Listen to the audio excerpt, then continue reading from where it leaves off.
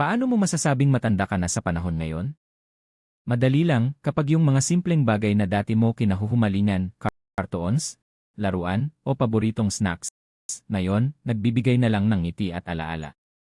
Kapag mas masarap na ang mainit na kape o simpleng hapunan kaysa sa gimmick sa labas. At kapag mas priority mo na ang peace of mind kaysa instant thrill, makikita mo, mas mature at maingat ka na sa desisyon mo. Ang aral, ang edad ay numero lang. Pero yung pusong nanatiling mabuti, maingat, at puno ng pasensya, yan ang tunay na yaman. Kaya kahit tumatanda ka, ang tamang values mo ang magdadala sa'yo sa tamang landas, sa tamang panahon. Huwag kang ma-stress sa pagtanda. Kapag tumatanda ka, mas marunong ka na, alam mo na kung alin ang worth it at alin ang pwedeng skip. Mas enjoy mo na ang simple moments kaysa drama. Tandaan, edad ay numero lang, experience at happiness ang tunay na yaman. Kaya smile ka lang at embrace ang bawat taon mo.